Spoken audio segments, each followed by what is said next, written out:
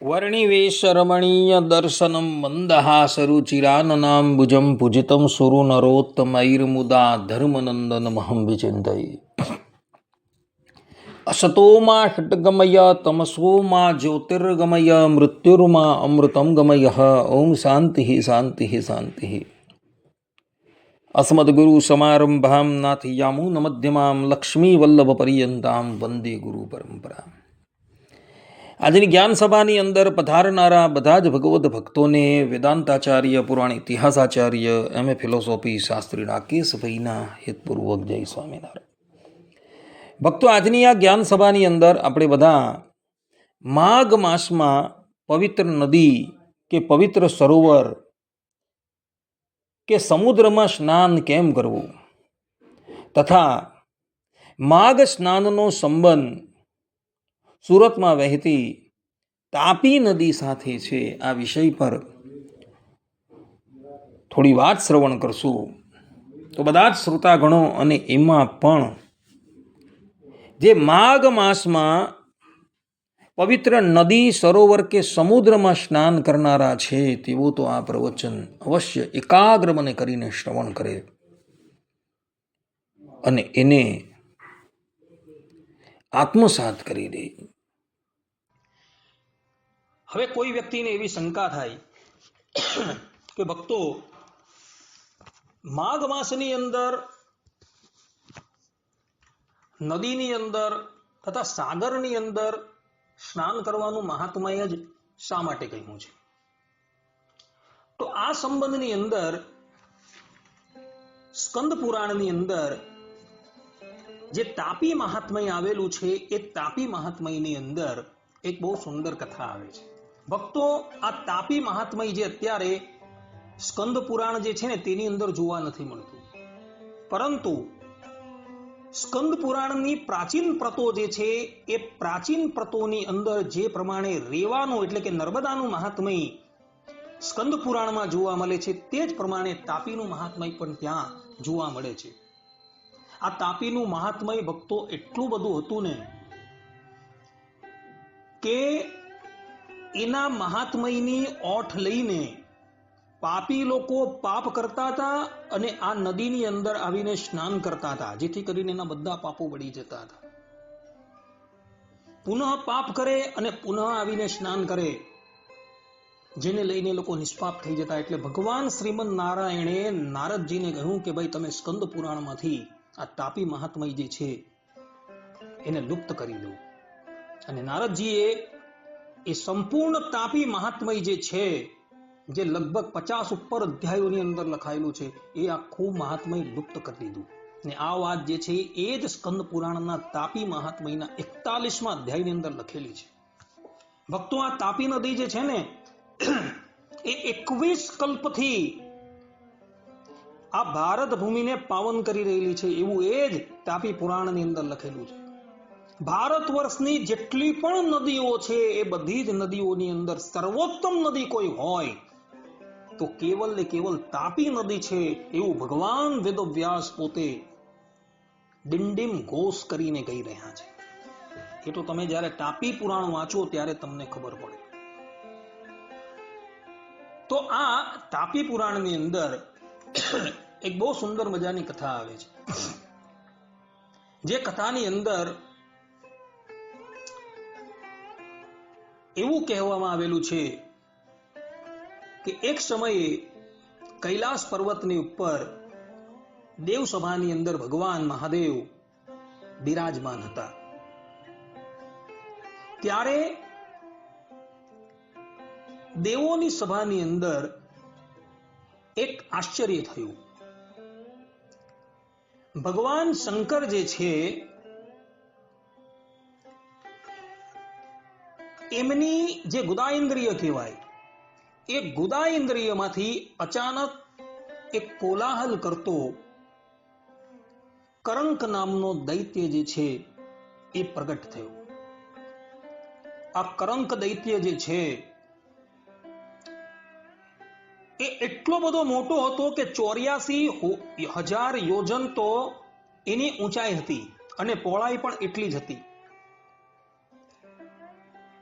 પોતાની સન્મુખ ભગવાન શંકરને એને બેઠેલા જોયા એટલે ભગવાન શંકરને એને પ્રણામ કર્યા અને કેવલ પ્રણામ માત્રથી પ્રસન્ન થનારા ભગવાન શંકરે એને વરદાન માંગવાનું કહ્યું.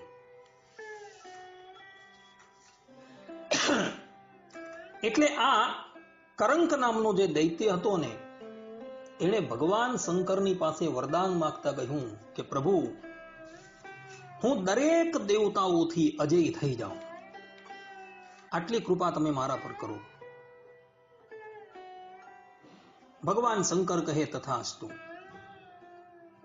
ત્યાર પછી આ તામસ સ્વભાવના દૈત્યએ સંપૂર્ણ દેવતાઓને જીતી લીધા. દેવતાઓ જીતાઈ ગયા એટલે દેવતાઓના શરીરની અંદર જે સ્વાભાવિક તેજ હતું ને એ બધું જ તેજ એ લોકોએ વરુણાલયની અંદર એટલે કે સમુદ્ર છે, નદી છે ઇત્યાદિકની અંદર સ્થાપી દીધું. એટલે વરુણ દેવતાને તેજ સુપ્રત કરી દીધું અને બધા જ દેવતાઓ જે છે એક ઇન્દ્રદેવને બાદ કરતા બધા હિમાલયનો આશ્રય લઈને ત્યાં રહેવા લાગ્યા.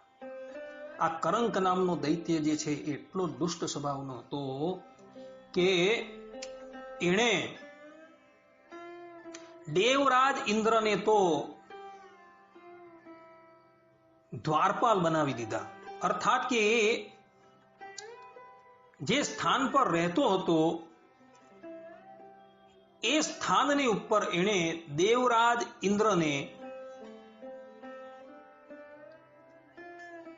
પોતાના દરવાન તરીકે નિયુક્ત કર્યા, અર્થાત કે દ્વારપાલ તરીકે નિયુક્ત કર્યા.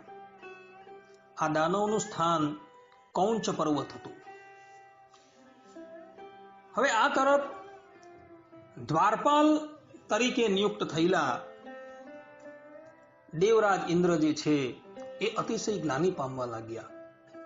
કારણ કે કોઈ પણ વ્યક્તિ ત્રિલોકીનો અધિપતિ હોય અને રાતોરાત એ દ્વારપાલ બની જાય એટલે એ તો ગ્લાનિ પામવાનો જ. એટલે દેવરાજ ઇન્દ્રએ મનોમન ભગવાન વિષ્ણુને સંભાળ્યા, ભગવાન વિષ્ણુનું સ્તવન કર્યું.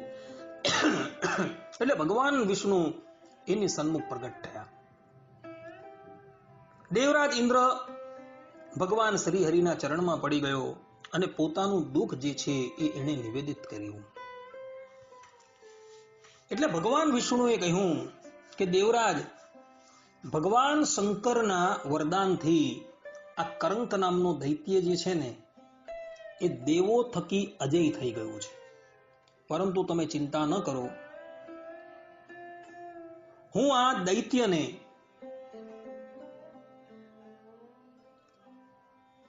કોઈ પણ રીતે તમારા માર્ગમાંથી હટાવવાનો પ્રયાસ કરીશ. આટલું કહીને ભગવાન વિષ્ણુ જે છે અંતર્ધાન થઈ ગયા અને એવો સત્યલોકની અંદર ગયા. સત્યલોકની અંદર આવી એવો બ્રહ્માજી પ્રત્યે બોલ્યા કે હે બ્રહ્માજી, તમો એક એવી અતિ સુંદર રત્નમયી સ્ત્રીની રચના કરો કે જેને જોઈને આ કરંક નામનો દૈત્ય જે છે એ મોહિત થઈ જાય. ભગવાન વિષ્ણુની આજ્ઞા થતા બ્રહ્માજીએ એક અતિશય રમણીય સ્ત્રી જે છે તેની રચના કરી. હવે આ સ્ત્રીની રચના થઈ, જે સ્ત્રીને જોઈને સંપૂર્ણ જગત જે છે એ મોહિત થવા લાગ્યું.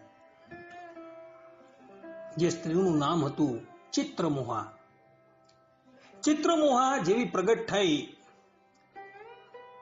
એટલે એણે પોતાની સામુ ભગવાનના ગુણગાન ગાતા નારદજીને જોયા. નારદજી બહુ સુંદર મજાની વીણા હાથમાં લઈને ભગવત ગુણ જે છે એ ગાન કરતા હતા.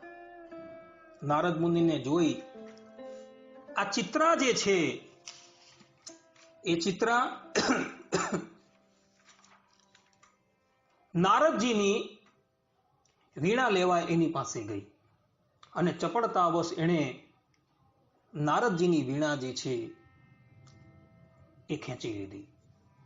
એટલે નારદજી જે છે એ અતિશય ક્રોધાયમાન થઈ ગયા અને એના પ્રત્યે બોલ્યા કે હે ચિત્રમોહા, એક કરંક દૈત્યને બાદ કરતા તું જેના મુખની સામું જોશે ને એ બળીને ભસ્મ થઈ જશે.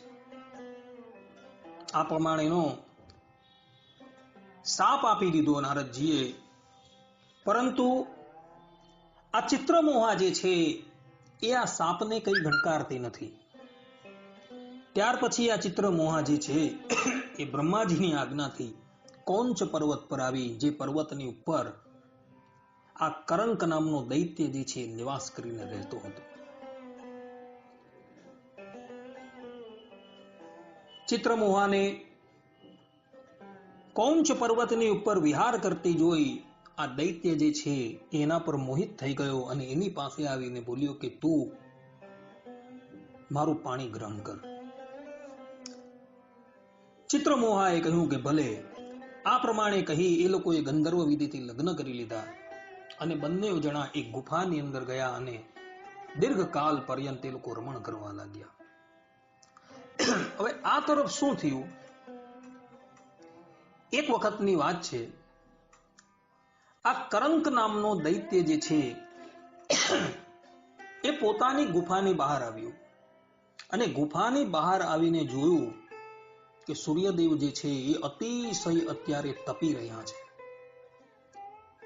અસહ્ય ગરમીથી ત્રાસ પામેલો આ કરંક નામનો દૈત્ય જે છે એણે મનોમન વિચાર્યું કે હું સૂર્યદેવને જીતી લઉં, જેથી કરીને એ ક્યારેય પણ આવી અસહ્ય ગરમી જે છે એ પાડે નહીં.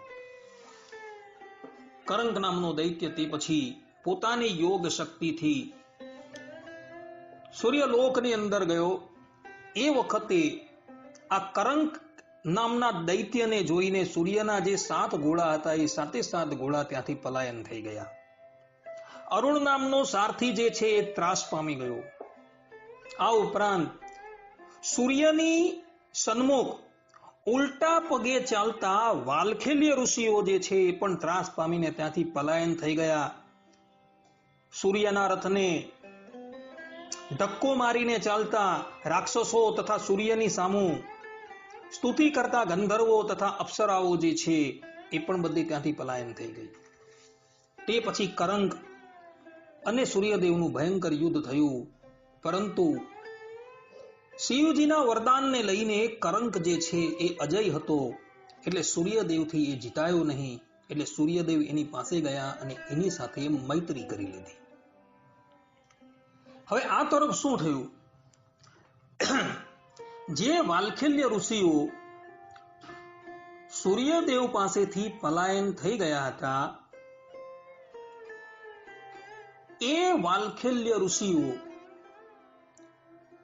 ધરાતલની ઉપર આવ્યા અને એ લોકોએ આ કરંક નામના દૈત્યને મારવા માટેનું એક કર્મ જે છે એ આરંભ કરી દીધું. દક્ષિણ દિશાની અંદર મુખ રાખી, કેસ છૂટા કરી, અથર્વ વેદના મંત્રો વડે અગ્નિમાં તેઓએ હોમ કર્યો. તેઓ હોમ કરતા જ અગ્નિમાંથી એક અતિશય દુસ્સહ કરંજ નામનો એક દૈત્ય પ્રગટ થયો. પહેલો દૈત્ય હતો એક કરંક અને બીજો દૈત્ય હતો એ આ કરંજ.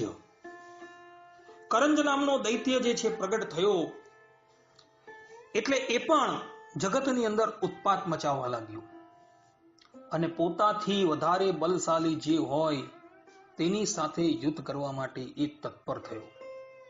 જ્યારે એને ખબર પડી કે મારાથી વધારે બલશાલી તો કરંક નામનો દૈત્ય છે, એટલે એ કૌંચ પર્વત પર આવે છે અને કરંકને યુદ્ધ માટે લલકારે છે. યુદ્ધની લલકાર સાંભળતા આ કરંક જે છે એ ગુફામાંથી બહાર આવે છે અને આવીને જુએ છે તો પોતાની સામું પોતા કરતા પણ અતિશય શક્તિશાળી કરંજ નામનો એક દૈત્ય ઉભો રહ્યો છે. કરંકે વિચાર્યું કે આ દૈત્યની સાથે સંધિ કરી લેવામાં જ આપણું હિત છે, એટલે એણે એ દૈત્યની સાથે સંધિ કરી લીધી અને તે પછી એક કરંક દૈત્ય જે છે એ કરંજ પ્રત્યે બોલ્યો કે અત્યારે તો અમે સ્વર્ગલોકને પણ જીતી લીધું છે, માટે મિત્ર આપણે એક કામ કરીએ, સ્વર્ગમાં જઈએ, હું તને સ્વર્ગના જે ભોગો છે, જે ઐશ્વર્યો છે તને બતાવું. કરંકની વાત સાંભળી કરંજ હતો એની સાથે સ્વર્ગમાં ગયો.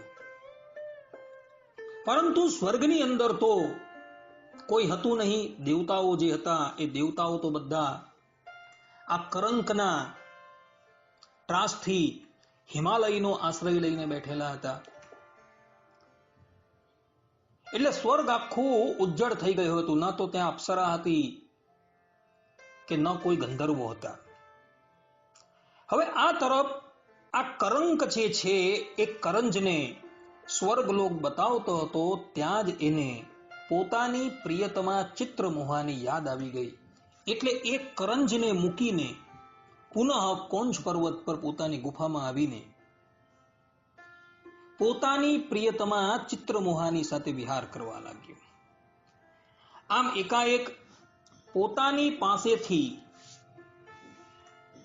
અદ્રશ્ય થઈ ગયેલા કરંકને જોઈ આ કરંજ હતો એ અતિશય ક્રોધાયમાન થઈ ગયો અને પુનઃ તે કૌંજ પર્વત પર જે જગ્યાએ આ કરંક દૈત્ય નિવાસ કરતો હતો ત્યાં પધાર્યો. અને આવી એણે કરંકને યુદ્ધ માટે લલકાર્યો. યુદ્ધની લલકાર થતા કરંક જે છે એ અસ્ત્ર શસ્ત્ર ધારણ કરીને કરંજની સાથે યુદ્ધ કરવા માટે આવે છે. બંને વચ્ચે ઘમાસાન યુદ્ધ થાય છે. અને એ યુદ્ધની અંદર કરંજ નામનો દૈત્ય જે વાલ્ખલ્ય ઋષિએ એને પ્રગટ કરેલો, તેણે કરંકને મોતને ઘાટ ઉતારી દીધો. પોતાના પતિનું મૃત્યુ થયેલું જોઈ ચિત્રમોહા જે છે એ હાંફળી ફાફડી ગુફાની બહાર આવી. અને ગુફાની બહાર જેવી એ આવી અને એણે જેવી દ્રષ્ટિ પેલા કરંજની સામું કરી, તેવો જ એ અસુર જે છે એ બળીને ભસ્મ થઈ ગયો. કારણ કે ચિત્રમોહાને નારદજીનો શાપ હતો કે તું કરંક દૈત્યને બાદ કરતા ઇતર કોઈની સામું પણ જોશે તો એ બળીને ભસ્મ થઈ જશે. આ પ્રમાણે કાંટાથી જ કાંટો જે છે એ સમાપ્ત થઈ ગયો. એટલે બધા જ દેવતાઓ અતિશય પ્રસન્ન થયા. એ સમયે બધા જ દેવતાઓ હિમાલયની ઉપર બિરાજમાન હતા. આ કપરા સંજોગોની અંદર હિમાલયે આ બધા જ દેવોને સાચવેલા હતા. એટલે બધા જ દેવતાઓ અતિશય પ્રસન્ન થયા અને હિમાલયને કહ્યું કે તમે અમારી પાસે વરદાન માંગો. હિમાલયે કહ્યું કે અમારા આ પર્વતની ઉપર અનેક પ્રકારના રત્નોની ખાણ જે છે એ પ્રગટ થઈ જાય. દેવતાઓએ કહ્યું તથાસ્તુ. ત્યારબાદ બધા જ દેવતાઓ જે છે એ પુનઃ વરુણજીની પાસે આવ્યા અને વરુણજીને કહ્યું કે હે વરુણ દેવતા, તમે તો પવિત્ર કરનારાઓની અંદર પણ અતિશય પવિત્ર છો, માટે અમારું તેજ જે છે એ કૃપા કરીને તમે અમને પાછું આપો. એટલે વરુણ દેવતાએ કહ્યું કે હે દેવો, અત્યાર સુધી તો તમારા બધા તેજોને અમે ગ્રહણ કરીને રાખતા હતા અને એને લઈને સંપૂર્ણ જગતને અમે પવિત્ર કરતા હતા. પરંતુ હવે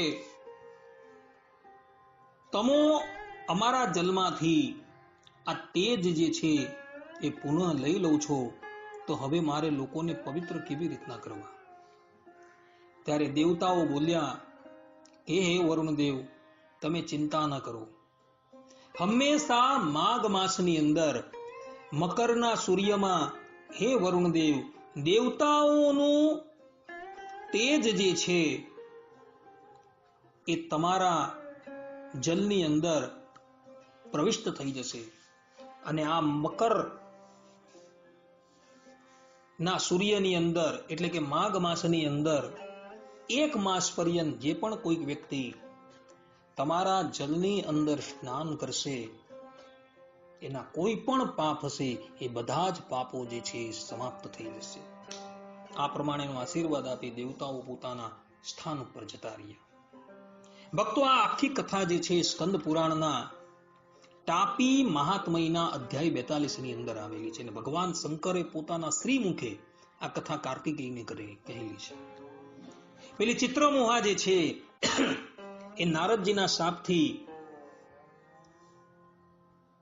અતિશય ગ્લાનિ પામેલી હતી. તે પણ માઘ માસની અંદર મકર રાશિની અંદર જ્યારે સૂર્ય આવે છે ત્યારે એ પવિત્ર તીર્થની અંદર જઈ માઘ સ્નાન કરે છે, જેને લઈને એ શાપથી મુક્ત થઈ જાય છે. એવું પણ આ તાપી પુરાણની અંદર 42મા અધ્યાયમાં લખેલું છે.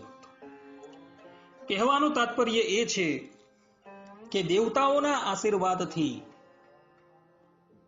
જેટલા પણ દેવતાઓ છે એ બધા જ દેવતાઓનું તેજ જે છે એ માઘ માસની અંદર 1 માસ પર્યંત જલની અંદર પ્રવિષ્ટ થઈને રહેલું હોય છે. તો આવા પવિત્ર દેવતાઓનું તેજ જે જલની અંદર પ્રવિષ્ટ થયેલું છે, એ જલની અંદર તમે સ્નાન કરશો તો તમારા બધા જ કલ્મશો જે છે એ સમાપ્ત થઈ જશે. ભક્તો, ભગવાન સ્વામિનારાયણ, ભગવાન શ્રી કૃષ્ણ, ભગવાન શંકર સ્પષ્ટ રૂપે ઉદ્ગારીને કહે છે કે જે પણ કોઈક લોકો માઘ માસની અંદર માઘ સ્નાન કરશે એના બધા જ પાપો જે છે એ સમાપ્ત થઈ જશે. માટે ભક્તો, શીતકાળની અંદર શીતથી એટલે કે ઠંડીથી ભય ન પામતા, પરંતુ તમારા હિતને માટે આ માઘ સ્નાન અવશ્ય કરજો. ભક્તો, એક વાત ખાસ ધ્યાન રાખજો. અહીં ભગવાન રુદ્ર, ભગવાન શ્રી કૃષ્ણ, ભગવાન સ્વામિનારાયણ પોતે ડિંડીમ ઘોષ કરીને કહી રહ્યા છે કે માઘ સ્નાનની અંદર માઘ સ્નાન કરવાથી બધા જ પાપ જે છે એ બળી જાય છે. પરંતુ સાંભળજો ભક્તો, ભગવાનના ભક્તોનો જે વ્યક્તિ દ્રોહ કરતો હોય, જે વ્યક્તિ પોતાના ગુરુનો દ્રોહ કરતો હોય અને જે વ્યક્તિ ભગવાનના અવતારોનું ખંડન કરતો હોય ને, એને માટે કોઈ પ્રાયશ્ચિત નથી. એટલે ખાસ યાદ રાખજો, ભગવાનના ભક્તોનો દ્રોહ કરનાર, ગુરુનો દ્રોહ કરનાર અને અવતારોનું ખંડન કરનારા વ્યક્તિ માટે માઘ સ્નાન નથી. એ લોકોના પાપનું પ્રાયશ્ચિત શાસ્ત્રોની અંદર બતાવેલું નથી. હા, એ લોકોના પાપનું પ્રાયશ્ચિત એક જ જગ્યાએ છે. જે વ્યક્તિનો તમે દ્રોહ કરેલો હોય એ વ્યક્તિ જો તમને ક્ષમા કરી દે, જે પ્રમાણે અંબરીશ રાજાએ દુર્વાસાને ક્ષમા કરી લીધા, તો એના પાપનું પ્રાયશ્ચિત થઈ ગયું. ત્યાં ભગવાન શ્રીમદ નારાયણે પણ સ્પષ્ટ રૂપે કહ્યું છે કે અહમ ભક્ત પરાધીન. શ્રીમદ ભાગવતના 9મા સ્કંદમાં કથા છે. એટલે ભગવાનના ભક્તોનો દ્રોહ કરનાર, ગુરુનો દ્રોહ કરનાર અને અવતારોનું ખંડન કરનારા વ્યક્તિઓ જે છે એ લોકોની પ્રસન્નતા કેવલ ને કેવલ, અર્થાત કે એ લોકોના પાપનું પ્રાયશ્ચિત જે છે એ કેવલ ને કેવલ એનો દ્રોહ કરનાર જે તેની ક્ષમા માંગી લેવી, એ જ એના પાપનું પ્રાયશ્ચિત છે. બીજું કોઈ પ્રાયશ્ચિત નથી. કોટી વખત માઘ સ્નાન કરવા છતાં પણ આ પાપો જે છે એ પાપો ક્યારેય પણ ધોવાતા નથી. આ સિદ્ધાંત વાત છે. આટલી કહીને હું મારી વાણીને વિરામ આપું છું. સર્વે સંતો નિરામયઃ, સર્વે સુખીનો ભવંતુ, સર્વે ભદ્રાણિ પશ્યન્તુ, મા કશ્ચિત દુઃખ ભાગ ભવેત અસ્તુ. જય સ્વામિનારાયણ. અહીં માઘ માસના જે પ્રવચનો જે છે એ પૂર્ણ થાય છે. જય સ્વામિનારાયણ.